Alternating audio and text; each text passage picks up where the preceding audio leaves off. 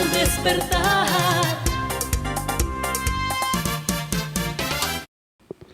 Hola, buenos días, bienvenidos al despertar de GAFA TV Ecuador. Esta mañana vamos a hablar de política.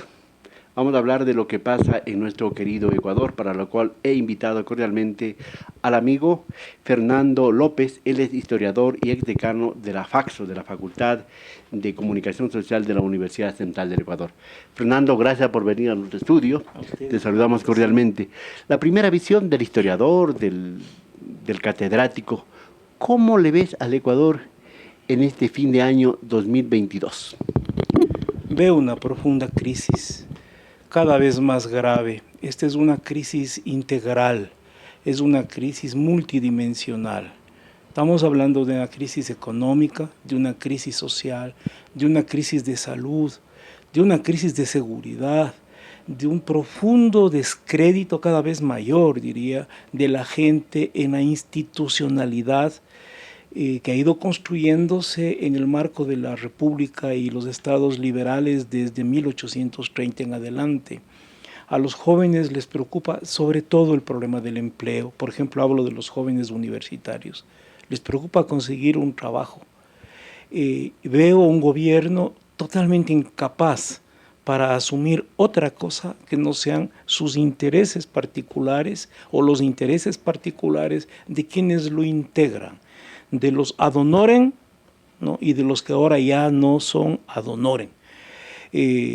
Entonces es una situación extremadamente grave. Vamos a tener elecciones para autoridades seccionales en febrero. El gobierno anuncia una consulta que es un gran maquillaje, Fernando, que es muy peligroso. Fernando, vamos a hablar de eso también. Pero, ¿por qué hemos llegado a este punto? ¿Quién nos ha llevado a este punto? ¿Y por qué hemos caído en este punto que tú estás describiendo? Porque esta ha sido una república creada, construida, dirigida, saqueada por las élites. Las élites de grandes exportadores, banqueros, de grandes comerciantes intermediarios, de intermediarios del capital financiero internacional. Aquí nunca, en ningún momento hemos tenido un gobierno que no haya respondido, al fin y al cabo, a esos intereses, en ningún momento. Y en este siglo, en lo que va del ciclo último democrático, en lo que fue el final del siglo XIX, nosotros tuvimos una gran frustración que se llamó Rodrigo Borja. Y en lo que va del siglo XXI, tenemos otra enorme frustración mascarada y farsa que se ha llamado correísmo. ¿Por qué me refiero a estos dos gobiernos? Porque por su propia vocación, por su propio relato, ¿no? Por las fuerzas sociales que les apoyaron electoralmente, las expectativas y el inmenso poder político que tuvieron. Y en el caso del correísmo, el inmenso poder económico que tuvo, pudieron haber hecho cambios, reformas sustanciales que habrían generado una situación política, económica, en salud pública, en educación, en el tema ambiental, distinta. Y no lo hicieron. Fueron el gran fraude.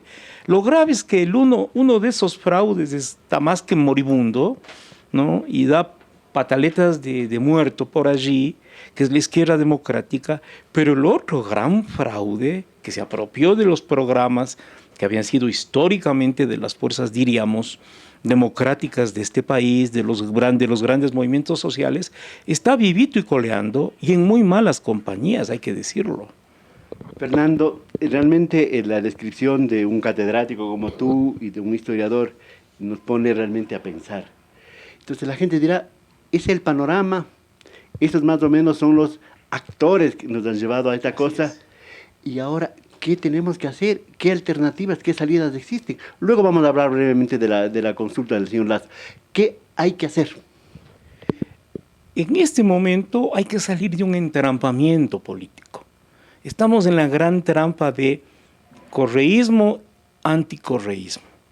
Entonces, como del bien y del mal según el cariz con el que lo veas.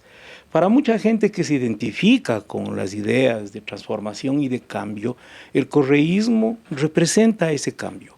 Y todo lo que se diga en contra es algo que viene de los que serían agentes de la CIA, del imperio, de lo que sea. Son incapaces de ver realmente lo que ha representado para el país el correísmo.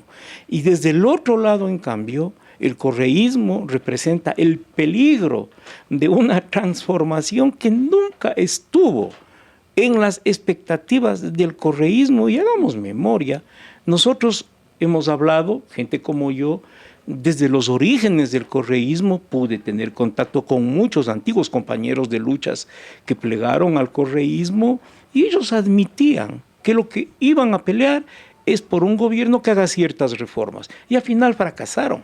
Fernando. ¿Y ahora qué? Fernando, estamos en medio de un engaño entonces, tanto de un lado como del otro. En medio de eso tenemos elecciones del 5 de febrero para elegir gobiernos seccionales, para elegir un consejo de participación ciudadana, no sé para qué, y para votar sí o no en 8 preguntas que el presidente de la República los detalla promocionando. Entonces, si decimos no a la consulta, estamos jodidos. ¿Por qué? Porque somos amigos de los narcopolíticos y de los narcotraficantes. ¿Cómo le perfilas tú? ¿Cómo le lees esta consulta popular? Esta consulta es otro gran engaño. Los gobiernos en los últimos años, no recuerdo el número de consultas, son como 5 o 7, si pensamos desde la época de Febres Cordero, han hecho consultas por 2 razones. Una, para poder avanzar en un esquema de cambios políticos que favorezcan a sus intereses y de los grupos, estos de intermediarios financieros, de grandes importadores, exportadores, banqueros, que les han puesto allí. Y la otra razón es para mejorar su popularidad, para mejorar su peso político específico. Y a veces los gobiernos han ganado las consultas y a veces también las han perdido. Claro, un gobierno lleva adelante una consulta con todo el aparato estatal a su servicio y para ganarla. Y a la larga, han ganado o perdido los convocantes, los gobiernos. Pero a la larga yo diría que perdió el país. ¿Qué ha ganado con las consultas y qué va a ganar el país con estas 8 preguntas, Fernando? Con esta consulta podemos decir lo que vamos a perder. La pregunta 1 es una pregunta típica de la extradición. Esta de la extradición. Ya. Sí. Esta pregunta de la extradición es la pregunta que ilustra el ejemplo que tú estás planteando, Fernando, ¿no? Es decir, si votamos no, estamos oponiéndonos a la extradición de los narcos. Y si votamos sí, estamos renunciando a 2 cosas. A soberanía, entregando la soberanía a los Estados Unidos, y estamos renunciando a la posibilidad de cambiar la justicia. Estamos resignándonos a seguir teniendo la justicia que tenemos, que es la injusticia. Pues si vamos por preguntas, Fernando, terminando. Sí, y déjame terminar con este tema de la extradición. Los Estados Unidos les quitan los pasaportes a un montón de generales. ¿Y por qué no han pedido la extradición de esa gente o que el Estado ecuatoriano inicie medidas que vayan en esa dirección? Es una pregunta que se hace el país. Una segunda pregunta que es el enganche. El asunto, por ejemplo, no vamos en orden, bajar de 137 asambleístas mejorará, ya no habrá diezmos, todos serán inteligentes, todos serán demócratas, todos pensarán en el país, ¿o qué? Yo voy a decir algo que no es muy popular, dada la impopularidad de la asamblea. Y yo me pregunto, ¿y si no hubiera existido esta asamblea, cómo estaría el Ecuador ahora? El gobierno de Lasso dice que estaría mejor. Conociendo a Lasso y viendo sus acciones, por sus actos, le conoce Irés, y ya le que te vendía, pues. O sea, hay que reconocerlo. La asamblea es muy mala para Lasso, siendo mala, pero sobre todo es muy mala para Lasso porque ha habido gente que le ha puesto ciertas trabas y que le ha dicho basta de entrega, basta de neoliberalismo. ¿Ha habido complicidad también, pues? ¿O acaso no hubo una gran complicidad de la Asamblea en la reforma tributaria, por ejemplo, o en el tema Pandora Papers? Claro, haya habido de lo uno y del otro. Pero como es un gobierno hábil, bueno, no hace falta ser muy hábil, para entender que la Asamblea siempre tiene una visión negativa, generalmente, y claro, dirige el descontento de la gente contra la Asamblea en su favor. Yo te pregunto, y me cabría preguntar así brevemente, ¿qué piensa usted, qué piensa Fernando López de Fernando Villavicencio, que dicen que es el operador político del gobierno en la Asamblea, y que está en todos lados, ya sea por insultos, ya sea por esto, ya sea por lo otro? A ver, Fernando Villavicencio hay que mirarlo ya no como el periodista de investigación. Si yo le sigo mirando a Fernando Villavicencio como el periodista de investigación, pues estoy quedado en 5 años atrás. El que enfrentó al correísmo y lo demás, estoy quedado 5, 7 años atrás. Hay que mirarle como el político que aspira a ser candidato. Y candidato no a asambleísta. Presidencial. Él es un presidencial que reuniría 2 atributos que para la gente requeriría un presidencial, ¿no? ¿Sí? Luchador contra la corrupción, no para toda la gente, sino para un buen número importante del electorado. Es un luchador contra la corrupción. Así se presenta, y no es poca cosa, ha creado su propio bloque legislativo, ¿sí? Y también se presenta como un enemigo del crimen organizado, ¿no? Luchador contra la corrupción, ergo luchador contra el correísmo corrupto y enemigo del crimen organizado. Yo creo que así hay que verle a Fernando Villavicencio. Pero más allá de lo que él aspire y sea, el tema es que el Ecuador requiere un cambio que no lo van a llevar adelante los Fernandos Villavicencios, ni ningún tipo de Mesías o de Capitán América con su capa luchando contra esto.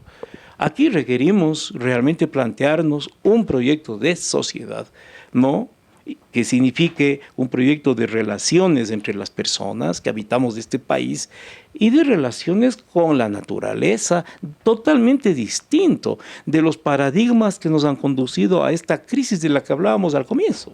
Fernando, me permití preguntarte sobre Fernando Villavicencio y me parece bien la reflexión, pero bueno, Fernando está en la boca de todos y también está en los puños de todos, ¿sí? Que también la aceptan o le rechazan, ¿no? Es un ser controversial este rato, Fernando Villavicencio. Sí. Termino simplemente con esto, ya rapidísimo. El Consejo de Participación Ciudadana, que es este rato la manzana de la discordia.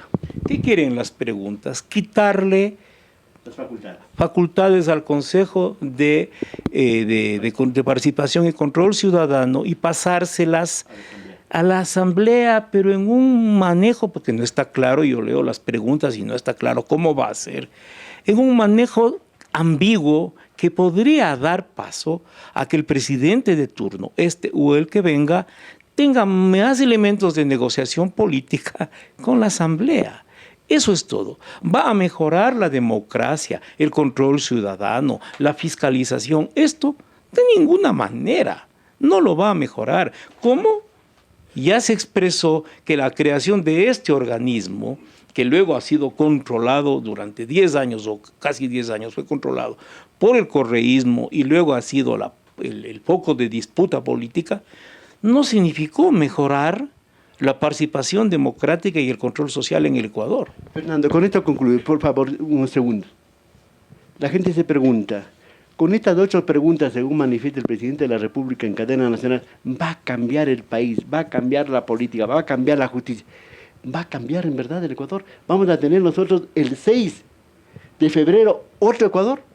En absoluto. Un gobierno descalificado, extremadamente débil como este, lo que está haciendo es una gran operación de maquillaje y de engaño.